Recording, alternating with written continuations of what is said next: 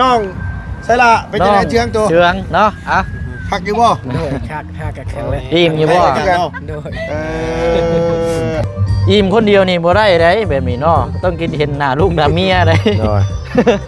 เอออันนี้บ่นี่ผัก แหละ ต้นนี่บ่ นี่แหละพี่น้องเอ้ยเอ้า ต้นแม่น้อง น้องพลัก พลักโอ้ พี่น้องเอ้ยเนาะ ต้องใส่หม้อ หน่อย เฮ็ดได้อยู่แล้วว่าเนาะ จำได้อยู่แล้วว่า แต่ว่าเฮือนเรานี่ต้องเฮ็ดได้เนาะ โน่ เอาไว้นี่เชียร์ได้บ่มีตู้ แม่น ซับ เนื้ออะไรก็ต้มรสต้ม เนื้อได้ต้มได้ล่ะเด้อ เทน้ำร้อนเทน้ำ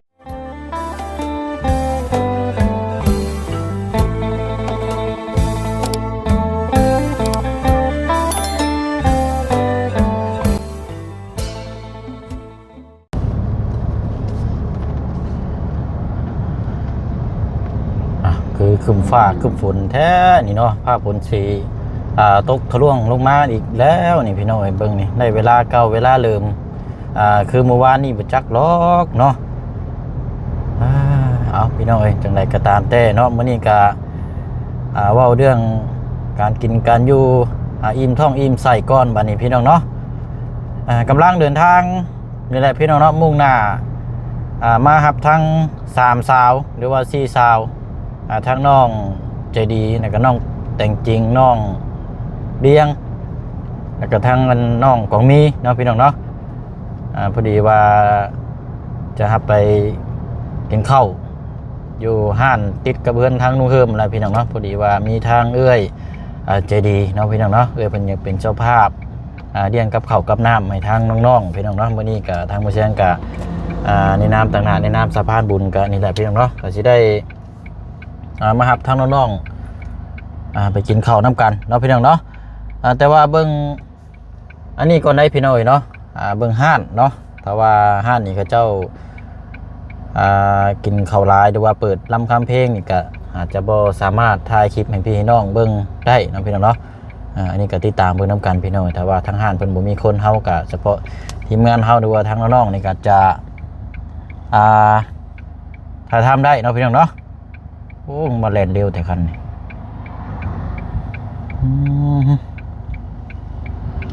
เอาเดี๋ยวขออนุญาตกลับรถก่อนพี่น้องเนาะกลับรถกลับรางก่อน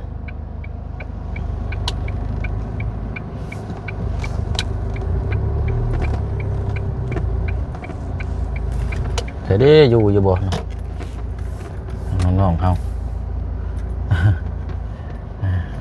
ไปเบิ่งน้ำกันก่อนอาจจะให้ทั้งน้องๆเพิ่นนั่งข้างหลังพี่น้อยเพราะว่ารถบัวเชียงนี่ยังมีผ้าห่มผ้าแพรซื้อกะเกียมไว้เมื่อขึ้นเฮือนนี่แหละพี่น้องเนาะเต็มรถอยู่กับว่าเสียวลงไว้กันยังบ่มีหม่องไว้เนาะเอากราบทักทายสบายดีและสวัสดีพ่อแม่พี่น้องเพิ่นสุขคนได้พี่น้องเด้อเนาะสบายดียามค่ำยามแดงเนาะกินข้าวกินน้ำน้ำกันมื้อนี้ก็ถือว่าเป็นมื้อแสนพิเศษเนี่ยจักหน่อยมื้อนี้พี่น้องเนาะมารับทางน้องๆไปกินข้าวกินน้ำแล้วก็ทางทีมงานเฮานี่ก็จักสิมีภายในอะไรพี่น้องเนาะเพราะว่าเมื่อวานนี่กระทั่งมาบุญสารวัตรก็เดินทางเมื่อไรเอาเดี๋ยวเบิ่งน้ำกันเนาะพี่น้องเนาะกับขอบมุกขอบใจขอบคุณขอบคุณทางเอ้ยจะดีละลายเด้อเนาะอยู่ทางต่างประเทศเนาะพี่น้องเนาะที่ได้มอบหมายเนาะให้ทางในน้ำต่างๆหรือว่าทางมือเสียงนี่พี่น้องเนาะพาน้องๆไปกินข้าวกินน้ำภายในมื้อนี้แหละพี่น้องเนาะก็ถือว่าทางน้องๆเพิ่นนี่ก็เป็นครั้งแรกแล้วนี่พี่น้องทางนี่แหละเนาะโอ้ยางกระสิล่มอะไรบ้านี้พี่น้อยเนาะโอ้เอาใส่เฮาพร้อมแล้วบ่ลูกโอ้เอาอยู่ดีไม่แห้งเด้อบ่ได้มาวานนี่กับพี่น้อยใช่คนหนึ่งเด้ของมีอยู่ไสเอาเป็นนี่ได้คือว่าเป็นไข่นะเราไปปลูกมันตักแดดเอาสรุปแล้วนี่บ่ได้ไปใช่บ่เอาแล้วบ้านนี่พี่น้องยาติดทั่วให้เรายาดีอ๋อเป็นไข่เนาะครับสบายนี่มีแต่3สาวนี่ได้บ้านนี้เนาะโดยเอาเดี๋ยวมาไม่ตู้เด้อพาน้องๆเพิ่นไปกินข้าวอยู่หม่องอันนี้แหละบ่ได้ไกลดอกอยู่บ้านดงเฮานี่แหละทีมงานถ่ายอยู่พุ่นพี่น้องเห็นจะได้สาป้าสาเฮาขึ้นรถหมดละทีมงานก็ถ่ายอยู่พุ่นอยู่โดย แต่ว่ามารถบ่เสียงนี่นั่งท้ายแล้วดูเด้อเพราะว่าเครื่องเต็มเลยคือนั่งข้างหลัง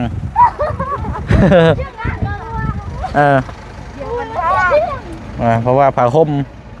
เป็นผ้าห่มผ้าแพรเป็นหมอนยังบ่ได้เอาลงอยู่ซื้อมามื้อนี้ นี่ก็เป๊ะเลือดจากไหนต้อง เอายับเข้ามาเด้อต้องมีบ่ได้ไปน้ำซ้ำพี่น้องเอ้ย ก็เป๊ะ เอาเบิ่งก่อนผ่านนี่เนาะได้อยู่บ่หานั่งดีๆเด้อเนาะไปซะพี่น้อยเนาะนี่แหละพี่น้อยบ่ได้ตัวบ่ได้อำได้พี่น้อยเต็มอยู่ซื้อที่นอนแล้วบ่ได้เอาลงอยู่โอ้ยเนาะไปหันละพี่น้อยจักสิแม่นสิ้นลาดบ่รู้ว่าอิหยังสักอย่างนี่แหละพี่น้อยแต่ว่าลุงว่าให้กินอยู่หั่นว่าซั่นตอนแรกว่าสิซื้อเป็นหมูกระทะมาเฮ็ดกินอยู่นั่นก็ได้ว่าเปลี่ยนเมนูแบบใหม่แน่ว่าซั่นเนาะเอาอันนี้ก็ตามที่ทีมงานพูดคุยแนะนำมาพี่น้อยเนาะ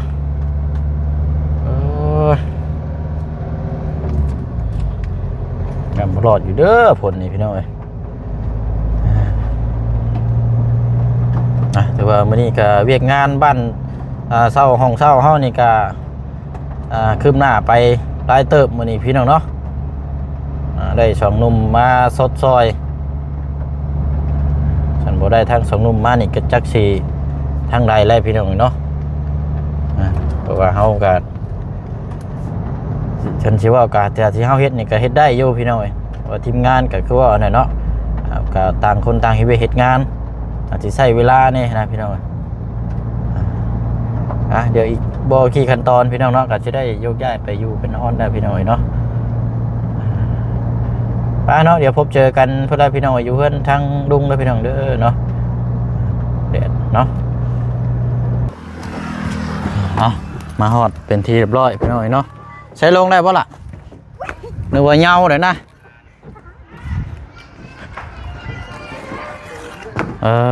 เอา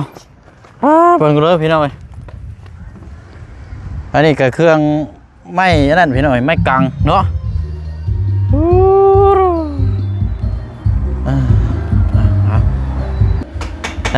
เอาพี่น้องเนาะสวัสดีบ้าบุญ โอ้ยเนาะ น้ำแม่แซ่บไอ้ มีอย่างไหนคือโอ้ว่าจะกินอันนี้อยู่กัน และจองกิน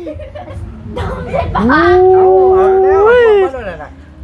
ว่าสิพากันมากินข้าวนี่บัดใช่ก้อนแร่นี่ โอ้เป็นโรคไวเพิ่นว่าข้าวเที่ยงไม่ได้กิน ตาบวยตาไล่บวย ได้กินข้าวได้แล้วชุบเ หากคือว่าแล้วข่อยก็หิวกันใช้จะคำอยู่เสียผมยัง ดี๋ยวมันจัดโต๊ะจัดตังเลย ยังบ่ทันได้จัดบ่น่ะ บ่ได้ ตั้งอยู่ได้เป็นยังกายหลายอยู่ แต่ว่าอันทางห้านเขาอันนี้ได้เสียเฮ้ย มีนั่นเด้มีเพลงมีลำ ตาเนาะ บ่ได้ สิได้ถ่ายคลิป ผู้ใหญ่หลายครับมีแต่ตำรวจ มีแต่ว่านี่มีแต่ว่าถ่ายมาวิดีโอช่วงไหนเอ้ยเพิ่นเบิ่งกันแล้ว โดยบ่เป็นหยังซะเฮาถ่ายว่านี่เนาะมีแต่ว่าเฮาว่าทางน้องเพิ่นมาร่วมกินน้ำอันน่ะทางน้องของมีนี่ป่วย ป่วย ว่าไปปลูกมันหรือว่ามาดดไข่ว่าซั่นก็เลยอยากได้ยาแก้อันนี้ เด้อเด้อข่อยบอกอย่าเผาเฮ็ดข่อยยังบอกอยู่ อดได้กลัวดิ จงน้องเจืองมากๆบ่ฮะ ก็นั่งอาบน้ำอยู่นี่ทั้งน้องเพิ่นตามมา เพิ่นมาข่อยก็ย่อยได้ โดย บอกว่าพอแล้ววันโจ๊กไปก่อนกว่าน่ะ บ่ได้แล้วโยกบ่ได้นะ ใส่ยังมีคดอยู่ ทีมงานเฮานี่มีอยู่5คนอันนี้เนาะ โอ้ยมาเพิ่งกับเมื่อแล้ว ผ่านมาเพิ่งกับเมื่อเลย เพิ่งเมื่อบ่มีน่ะมานี่เพลงฉันว่านี่บ่สบายแฮงเอามา ทั้ง5เนาะแล้วก็ทั้งนี้ทั้งนี้5มีอยู่10คนเนาะ น้อย เพราะว่าทั้งเจืองกับน้องซอนเด้อพากันมานั่งพี่ก่อนก็ได้ลูกอันน่ะทางห้านเพิ่นกำลังจัดโต๊ะตั้งอยู่เนาะแต่ว่าเพิ่นเปิดเพลงพี่น้อยเนาะ เพลงบ่ได้ บ่ได้แล้วใส่พี่น้อย แล้วอีกอย่างหนึงเจ้าหน้าที่เพิ่นน้ำยันเพิ่น แม่นกับบ่ติแล้วเนาะ บ่เป็นหยังพี่น้องเอ้ยแต่ว่ามื้อนี้ก็อันว่าอันแนวกินเฮานี่เกี่ยวกับหยังก่อลุง เดี๋ยว เด้อ สินดาจับดุเพี้ย จุ่มอ๋อ เพี้ยมีปูมีปลาน้ำหรือว่า บ่ได้แม่นหมูกระทะบ่ บ่จุ่มเพี้ยได้บ่เชียง จุ่มเพี้ย ก้อนเนี่ยก็สั่งมาเป็นชุดสินะ อ๋อ บ่แม่นเลยเนาะ บ่แม่นสั่งเป็นชุดได้บ่เชียง เป็นชุดเนาะ ชุดหนึงคือว่า100,000หรือ150,000นี่แหละ ไม่แล้วสิได้ลองบัดนี้แล้วสิพี่น้อง พี่น้องเลย คอยใจมันอยู่แล้ววันไหนแล้ว บ่ต้องย่านดอกนี่หลายเติบเด้ เนาะอันนี้ก็แม่นบ่นี่ แม่น บ่เป็นหยังบ่เป็นหยังสั่งเพื่อไว้ก็ได้บ่เชียงไง บ่แม่นเนาะมันบ่ไหวแล้วเดี๋ยวนี้นะ ไว้กันบ่ เดี๋ยวพี่น้องเอ้ยเนาะขออนุญาตเลยพี่น้องเอ้ยมันบ่ไหวแห้งแล้วทางนี้กะ กินก่อน อืม เพื่อเพิ่นปิดเพลงนี่ก็ยุบลงอีกแล้ว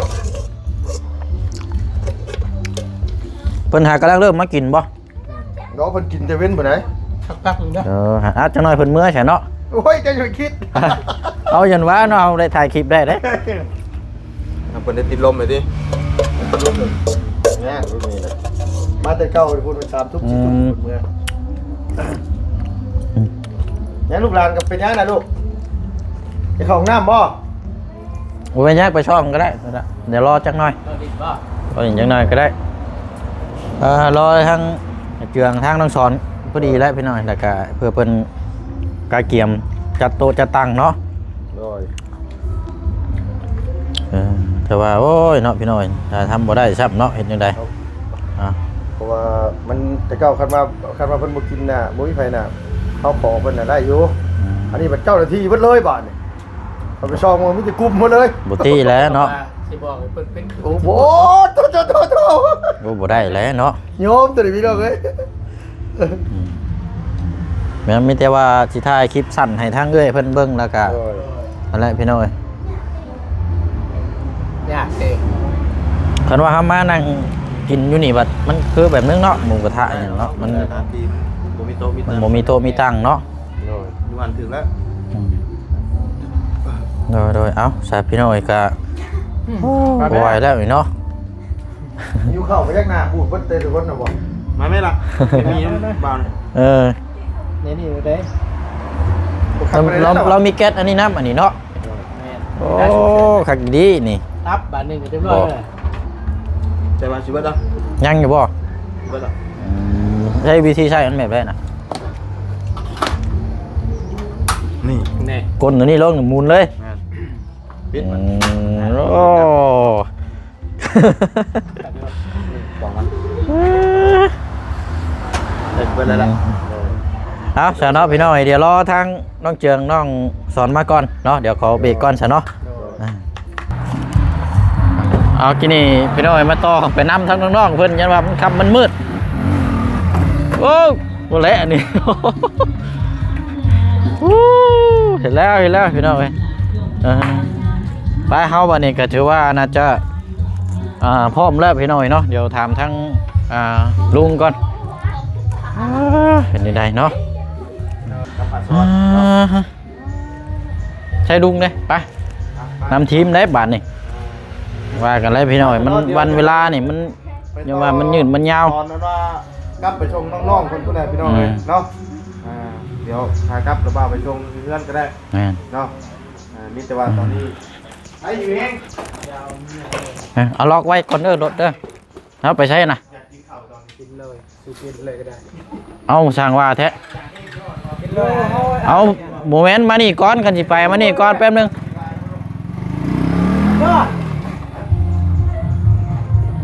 ไปใช่น่ะ จ้า ฮะ จ้างมันเป็นไง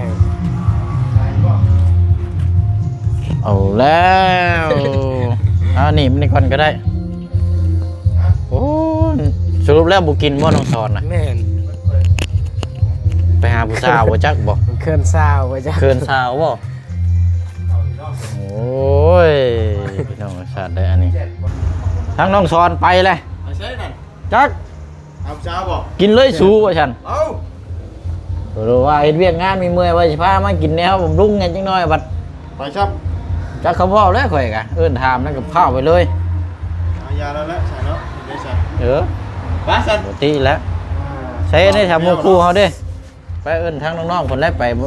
นำทีมได้เนาะ โดย ไปโอเคเนาะพี่น้องเนาะเดี๋ยวเพราะว่าเฮาถ่ายคลิปบ่ได้พี่น้องขอโทษขออภัยละลายเด้อพี่น้องเด้อเนาะมีแต่ว่าเฮากินแล้วเราก็จังออกมาขอบใจทางเอื้อยเพิ่นเนาะพี่น้องเนาะเพราะว่า เจ้าเปิดเพลงนะพี่น้องเนาะไปเนาะเดี๋ยวจังขอบใจทางเอื้อยเพิ่นเป็นคลิปสั้นเนาะพี่น้องเนาะเอาพี่น้อง ยิ้มแล้ว บอลบ่บอล ผมเพลงม่วนได้มันเข้าท่าได้พี่น้องเอ้ยเนาะอิ่มเรียบร้อยพี่น้องเอ้ยเนาะมีแต่ว่านี่แหละไปส่งน้องๆเพิ่นก่อนเอาไผสิอาสาไปส่งนะ เดี๋ยวค่อยไปเองก็ได้ บ่บุญเนาะบ่บุญกับบ่ตูนบ่โอเคพี่น้องเอ้ยลุงก็อิ่มแน่นแล้วมันหนังท้องตึงหนังตาย้อนพี่น้องเนาะจังได๋ก็โอ้ยกราบขอบคุณทางเอื้อยใหญ่จะดีเด้อที่เพิ่นได้เลี้ยงน้องเลี้ยงนุ่งมื้อนี้ก็ขอบใจหลายๆเอื้อยที่มีความเมตตาต่อน้องต่อนุ่งให้อยากกินของแซ่บของนัวพี่น้องเอ้ยเนาะก็ขอบใจเอื้อยเพิ่นหลายๆที่เพิ่นมีความเอื้อเพื่อแผ่ให้ทั้งทีมงานเฮากับมื้อนี้ก็บ่ได้อยู่ครบเด้อเด้อแต่ว่ากับบ่มีหยังแซ่บคือเก่าเอื้อยเอ้ยขอบใจหลายๆเนาะโดยแซ่บบ่ลูก แม่นอะไรนี่ถามนี่ก่อน แน่นอนแซ่บคักเนาะ แอมเลอะ เคยกินอยู่บ่ แอมบ่ลูกแอมบ่ เก่งกูมูนะ แอมเนาะ เก่งกูมู บ่ทั้งน้องเคยกินอยู่บ่ไปชุด แซ่บบ่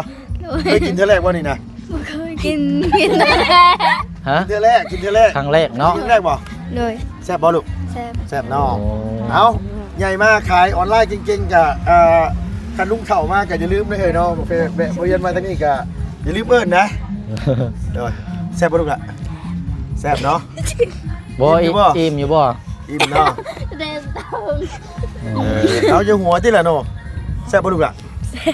แซ่บเนาะ กินหัวยุบ ปลาผู้นี้นี่กินหลายกว่าหมู่เท่าสิสังเกตมาพี่น้องเอ้ย น้องแตงจริงบ่ แตงจริงเพิ่นก็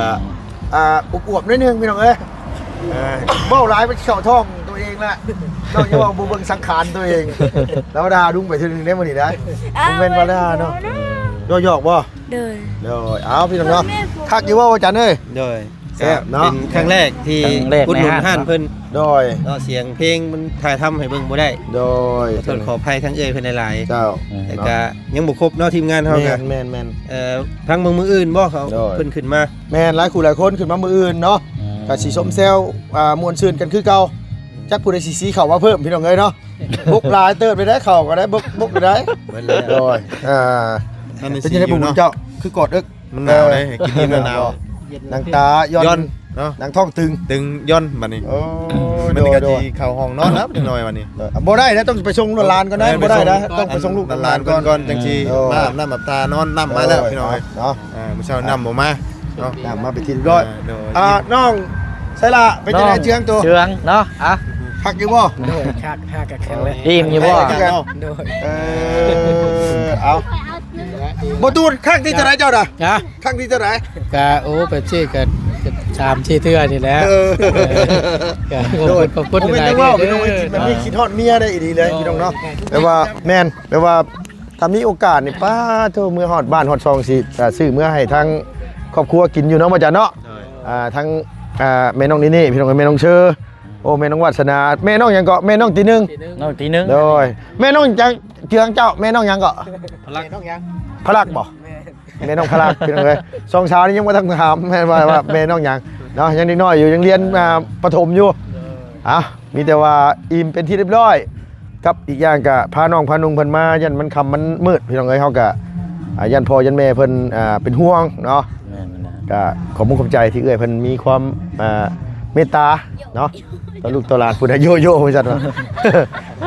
เอานะยืนดีๆลูกหลานยืนดีๆยืนดีๆเนาะเอาแบบอากาศก็หนาวเนาะ โดย เริ่มเย็นๆเด้ บ่มื้อวานนี่ฝนตกพี่น้องเอ้ยมื้อนี้อากาศเปลี่ยนเนาะโอ้ยบ่ท่วงบ่ถามบ่ได้ว่าข่อยเชื่อหยังนี่นะว่า โอ้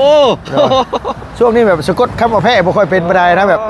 อยากใส่เนี่ยบ่ได้ใส่มา2ปีปลายนะช่วงนั้นบ่กล้าใส่ไปแต่มื้อเดียวเบิ่งแบบ นี่ทำไมไม่ชื่อได้นี่แหละ บ่ได้ก็ค่อยกับประมาณนี้ค่อยนะ บ่ โอ้ยเว้าหลายกว่า อย่าให้นั่ง โอ้ยเนาะไปก็คือกันได้เนาะคันเบ่งเว้าโอ้ยเอาพี่น้องเอ้ยเนาะ โดย เอาเดี๋ยวรบกวนทั้งประธานก่อนท่านประธานเนาะเดี๋ยวนี่ก่อนพี่น้อยมันอยากมืดแน่เด้อพี่น้อย โดยก็สิแหละพี่น้องเอ้ยมันคำมันมืดเลยก็มานี่แหละน้องเพิ่นบัด อาจจะ ความมืดเนี่ย มาฟังนี่ก็ได้นี่ก่อนก็ได้ทั้งกระเจืองนี่เอารถจักรมาพี่น้อยอันยังก็มอเตอร์ไซค์ โดย สีแดงเนาะสีแดงแทงใจอันก่อนอื่นนะพี่น้องเด้อเนาะทางน้องสอนนี่คือเห็นน้ำกันกินนี่แหละเนาะทางน้องเพิ่นเฝ้าน่าจะมีเวียกอย่างสักอย่างนี่แหละจะว่าถามว่าเห็นมากินน้ำกันก่อนน้องเพิ่นว่าเอ้ากินเลยชุมเจ้ารถไปเลยพี่น้องกินนี่ เห็นขี่รถ จ้ว ผ่านเมื่อล่ะ ก็เลยบ่เป็นหยังพี่น้องเนาะเดี๋ยวมื้ออื่นเพิ่นเดี๋ยวทางผู้เชี่ยวชาญสิหาแนวตอบแทนทางน้องเพิ่นอีกเทื่อนึงเพราะวันนี้ทางน้องเพิ่นอาจจะมีเวียกไปทางอื่นทางไกล โดย ก็เลยเฝ้าแหน่จักหน่อยเนาะ เพลงคือม่วนแต่บ่คือม่วน ทางกระเจืองนี่ก็เป็นยังไงครั้งแรกบ่นี่เนาะเอากะนี่แหละพี่น้องตามรักนี่อยากให้พร้อมหน้าพร้อมตากันคักกูนี่ได้พี่น้อง โดย แต่ว่าเมื่อวานนี่ทั้งบ่บุญสารวัตรกับมื้อเนาะทั้งบ่เพิ่งกับมื้อ โดยทางเบาอาจารย์ลาวเฮา กับเมื่อ อาจารย์ลาวกับมื้อบาดนี้รถบ่พร้อมหน้าพร้อมตาปานใดพี่น้องเนาะ เดี๋ยวเท่านี้ที่มันนี่นะ โดยเดี๋ยวเท่านี้แหละ ทีมงานเฮาเดี๋ยวอยู่5 โดย 5คน ชีวิตพี่น้องเอ้ย 6ทั้งกระเจือง โดย กับทั้งน้องๆเพิ่นมานี่แหละพี่น้องมื้อนี้ก็ โดย แต่ว่าการกินกันยังก็ถือว่าโอเค แต่ว่า โดย ก่อนอื่นนี่บ่ได้ทายทำให้พี่ให้น้องแล้วก็ทั้งผู้ใหญ่ที่เพิ่นทดซอยอาหารการกินวันนี้พี่น้องเพราะว่าทั้งห้านเจ้าเปิด มี เพล สัง ง สรรค์เนาะ จากสันวันเกิดยังไง โด ได้ ย พี่ โด น้อง ยแม่นละ ก็เลยบ่ได้เปิดแซมก็ได้ว่าเอ้าก็ถือว่าอิ่มกันเบิดสุขสุคนอยู่เนาะ โดย เอาทางน้องเจืองนี่ก็อิ่มคนเดียวนี่บ่ได้เด้แบบนี้เนาะต้องกินเห็นหน้าลูกหน้าเมียได้ โดยอันนี้บ่นี่ผัก แหละ ต้นนี่บ่ นี่แหละพี่น้องเอ้ยเอาเบิ่ง โดยโดย ไปฟังลุงเพิ่นกันได้ มาพี่หลานมาโดย เนาะเอา เมื่อต้อนแม่น้อง น้องพลัก พลักโอ้ หน่อยเนาะ ต้องใส่หมอ โดย เฮ็ดได้อยู่แล้วว่าเนาะ จำได้อยู่แล้วว่า แต่ว่าเฮือนเรานี่ต้องเฮ็ดได้เนาะ โน่ เอาไว้นี่เชียร์ได้บ่มีตู้ แม่นๆ ซับ เมื่อไรก็ต้มรสต้ม เมื่อได้ต้มได้ล่ะเด้อ เทน้ำห้อนเทน้ำชุบนั่นนี่ใส่หม้อเลยกระโตต้มมันเดือดเทนี่ลงไปกระโตปงเลยมายอบถวายพานเมียเลย โอ้ยยิ้มเปื่อยได้หาเมียน่ะ โดย โอ้ยดีใจขนาดได้หา โดย ชุดๆแล้วล่ะ เจ้าเป็นเธอแรกใช่ไหมจักเนาะ เท่าแรกครับ เป็นเธอแรกมาจักเนาะมันจังเนาะเมียจักกันเนาะโดย ต้มน้ำนี่แหละให้อุ่นแล้วก็ลวกไปเลยโลด โน่ สินั่นแหละมันบ่มีหม้องเก็บไว้ โดย อดใจรอจังน้อยเนาะบ่จันไฟเฮาเป็นนี่ได้ใส่จังมื้อ มืออื่นทั้งมืออื่นเดี๋ยวสินัดมือเพิ่น โอ้ ให้เพิ่นนัดมือมา เป็นไฟฟ้าเลยเนาะ โดย เนาะเจือง เดี๋ยวรถตึกได้ปรับเสื่อมกันเนาะ แต่ว่างะ เพราะว่าเคยเห็นเขาเคย งานลายแล้วบ่จันบ่เชียงข่อยโทรถามเบิ่งก่อนแต่ว่าสิให้เพิ่นมาเลินไฟอยู่เพิ่นหลังนี้ยังวันที่6ที่7ที่8เด้อบ่จัน โดย ถ้าเจอได้ข่อยกะ โดย ลองเบิ่ง เออ เพื่อก็สิให้เพิ่นเดินสายมันไว้ก่อน โดยเอาลักเอาอย่างอะไรลงก่อน เตอร์มีหยังมันก็ยังว่ากัน โดย ผมเดินตรงนี้ เดี๋ยวได้พื้นได้ไผก็สบายแล้วทั้งนี้กับพี่น้อยลูกเต้าก็สิบ่ให้บ่แอวแล้วเพราะว่าอากาศมันร้อนเนาะเอาอันนี้ทางอ้ายจัดให้ชุดหนึงเด้อแต่ว่าบ่แม่นเงินของอันได้หรอกเป็นเงินของทางเอ้ยใจดีเนาะที่ทางเอ้ยเพิ่นเห็นทั้งทีมงานเฮาเนาะที่ไปร่วมงาน เกี่ยวกับทอดของมื้อนั้นอะไรพี่น้อย โดย ก็อยากชดซอยแต่ว่าผู้ละคนบัดผู้สลับวนเวียนเนาะมารอบหน้ารอบไหนก็จังว่ากันพี่น้อยก็เลยชดซอยนะว่าเป็นภาพภูมิใจที่มีแต่ละคนมีชุนร่วมน้ำกัน โดย คือเฮากับปักต้นผ้าป่าจังซี่นะแต่ละผู้แต่ละคนนะพี่น้อยเนาะ โดย ก็เลยว่าโอ้ยเอาบุญน้ำกันทางเอ้ยเพิ่นก็ได้จัดมื้อนี้แล้วทั้งคือทางรอบมื้อนั้นก็ไปตากแดดเนาะพี่น้อง โอ้ยหน้าแหล่เบิด ไม่เคยกองผ้าป่านั่นก็ว่าคักอยู่ โดย เออ ครั้งแรกแล้ววะ เออ ยันชวนเที่ยวหน้ายันบ่มาอยู่เบิ่งนี่มาบ่เที่ยวชวนเที่ยวหน้ามาบ่มาเนาะ คือเก่าเนาะโอ้ยเอาเป็นการดุนกำกันซะเนาะเอามีแต่ว่าสิได้แยกย้ายได้บัดนี้เนาะมันกำมันมืดได้เอาเจืองอาล่ะเด้อโอ้ยเดี๋ยวอันหน้าอีกชุดนี้ก็อันอยู่ลุงอันอยู่หันยังนั่นอยู่บ่ โดย เนาะ โดย โอเคเอานี่ให้ทางน้องๆเมื่อให้ทางมีตู้แล้วล่ะเด้อเฮ็ดกินเป็นอยู่บ่เนาะบัดนี้ แต่สาวกงมีเราเฮ็ดเป็นอยู่ดอกบอกพวกพี่ๆเพิ่น แต่ว่าเมื่อต้องเฮ็ดได้ โดยเมื่อแล้วก็ให้กงมีเฮ็ดให้มันชูประตูกินนะลูกเด้อ เมื่อนี่ต้องเฮ็ดเด้อได้ เพราะว่า ต้มน้ำร้อนต้มน้ำซุปแล้วก็ เฮ็ด เอาเทลงไปเลย หลายคน เอาพักเอาอย่างลงไปแล้วก็เอาซีนลงไปนะลูกเด้อโดย เฮ็ดให้เบิ่งกินนี่แหละ คือฉันลุงเห็ดในเบิ่งเมื่อกี้นะลูกเด้อ เพราะว่าอันน่ะ โดย เรายังบ่มีตู้เนาะ โดยบ่มีแหละเราลงไฟฟ้า พกันกินเลยเด้อ โดย เอาทางน้องแต่งจริงก็ได้เอาเนาะ รับไปจะได้เอาจังได๋ลูกโดย บ่แม่นว่ากินอิ่มแล้วบัดข้างหลังพุ่นแบบเบิ่งนำบ่ได้อันนี้แล้ว หนาวเด้อพี่น้องเอ้ย ต้อนเพิ่นเด้อ เนาะป้าชะเนาะมีแต่ว่าเดี๋ยวขอบมุกขอบใจขอบบุญขอบคุณทางเอ้ยละลายเด้อเด้อเนาะพร้อมครอบครัวเนาะมีแต่ว่าทางน้องนุ่งเนาะแล้วก็ทางทีมงานทางนี่แหละพี่น้องเอ้ยกับบ่มีหยังมีแต่ว่าขอบมุกขอบใจขอบบุญขอบคุณขอให้ทางเอ้ยเนาะพร้อมในครอบครัวจงมีแต่สุขภาพร่างกายแข็งแรงเด้อผ่านามัยโรคภัยไข้เจ็บ